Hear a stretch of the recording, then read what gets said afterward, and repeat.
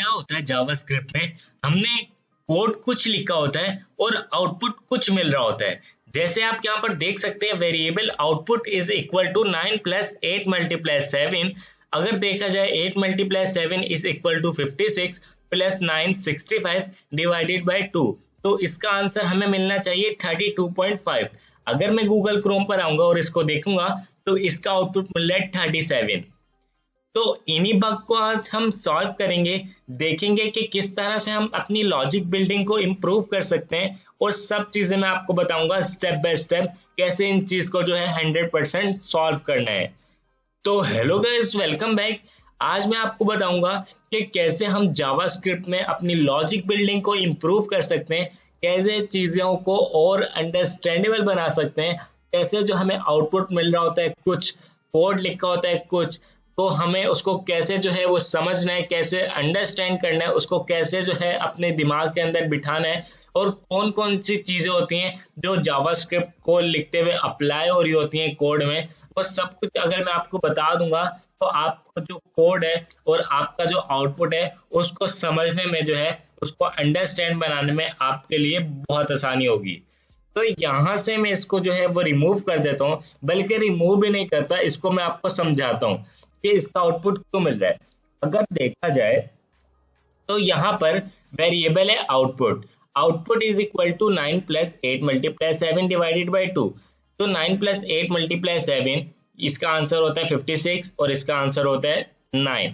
तो 9 plus 56 is equal to 65 divided by 2 करेंगे, तो यहाँ पर अगर मैं आपको कैलकुलेटर में दिखा भी दूं तो divided by 2 is equal to 32.5। तो ये आउटपुट हमें मिलता है। लेकिन अगर मैं ब्राउजर में देखूं तो 37, रिफ्रेश करके भी दिखा देता हूं, तो 37 ही आउटपुट मिल रहा है। ऐसा क्यों हो रहा है? यहाँ पर अप्लाई हो रहा है बोर्ड मास। अब ये बोर्ड मास क्या है? बोर्ड मास का जो फुल फॉर्म होता है वो मैं आपको बता देता हूँ, यहाँ पर लिख भी देता हूँ बोर्ड मास। और यहाँ पर बी का मतलब होता है ब्रैकेट, उसके बाद यहाँ पर ओ का मतलब होता है ऑर्डर, उसके बाद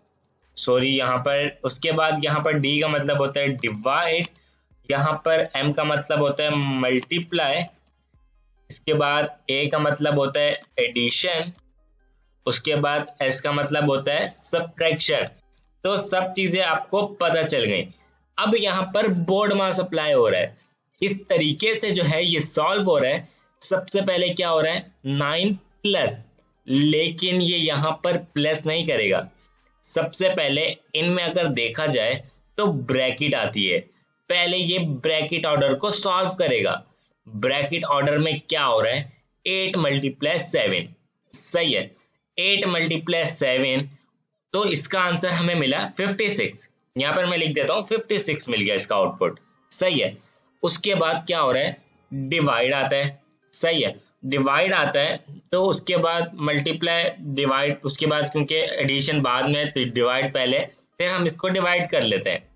तो 56 डिवाइडेड बाई 2, अगर मैं इसको दिखाऊं 56 डिवाइडेड बाई 2, अगर मैं यहाँ पर भी करके दिखाऊं आपको, तो यहाँ से रिमूव करता हूं 56 डिवाइडेड बाई 2, तो यहाँ पर आंसर मिल रहा है 28, सही है। 28 में अगर मैं 9 को ऐड कर दूंगा, 28 प्लस 9, सही है। अब मैं प्लस 9 कर देता हूं यहाँ पर, तो आउटपुट मिल रहा है 37। तो ये इसी तरह से आउटपुट मिल रहा है कि इसका आउटपुट अब हो गया 37। तो यहाँ पर आपको पता चला कि यहाँ पर जो है जावास्क्रिप्ट में जब ब्रैकेट का यूज हो रहा हो तो बोर्ड मास अप्लाई होता है। बोर्ड मास का आपको पता चल गया कि क्या होता है, bracket order divide multiply addition and subtraction. तो ये जब सब चीजें होती हैं, 6 चीजें होती हैं बोर्ड मास के अंदर, bracket order divide multiply addition subtraction, तो आपको पता चला बोर्ड मास अप्लाई होता है। तो अब यहाँ पर कुछ और एग्जाम्पल देख लेते हैं। अगर मैं ब्रैकेट हटा दूं और अब देखूं इसका आउटपुट, तो अब तो simple line by line output solve होगा। 9 प्लस 8 देख लेते हैं, 9 में अगर हम 8 को ऐड करेंगे तो 17 होगा, उसके बाद मल्टीप्लाई 7 करेंगे, 17 यहाँ पर लिख देता हूँ 17 मल्टीप्लाई 7, तो यहाँ पर आ रहा है 119, सही है। 119 डिवाइडेड बाय 2 करना पड़ेगा, तो यहाँ पर मैं डिवाइडेड बाय 2 कर देता हूँ और यहाँ पर देखता हूँ 59.5 मुझे आउटपुट मिलना चाहिए। तो अगर मैं यहाँ पर आऊँगा और रिफ्रेश करूँगा तो ये इसलिए जो है वो दे रहा है क्योंकि ये जो है हमने इसको कमेंट नहीं किया, तो मैं इसको कमेंट कर देता हूँ। अब मुझे आउटपुट क्या मिलना चाहिए, मुझे आउटपुट मिलना चाहिए 59.5। तो यहाँ पर कंसोल में आता हूँ और आउटपुट देख लेता हूँ, तो यहाँ पर 37 ही मिल रहा है अभी भी। तो ऐसा क्यों हुआ मुझे देखना पड़ेगा।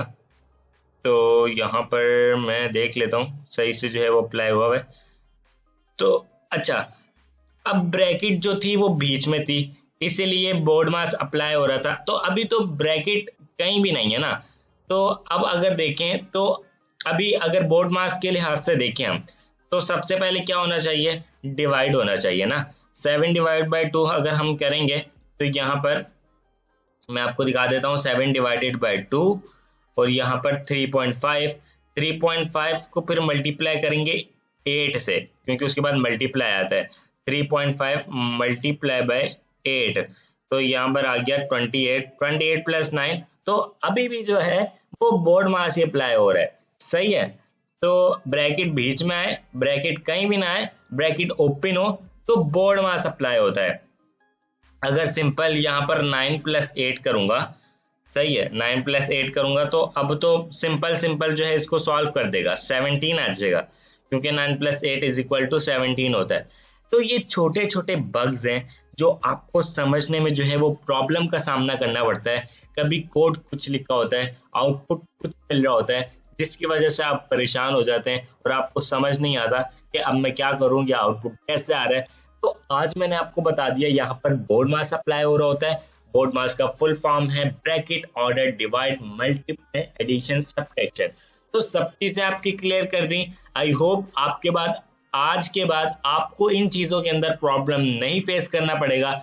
वीडियो हेल्पफुल था तो वीडियो को लाइक कर सकते हैं, चैनल पर न्यू है तो चैनल को भी सब्सक्राइब कर सकते हैं। मिलते हैं नेक्स्ट वीडियो में, तब तक के लिए thanks for watching, take care.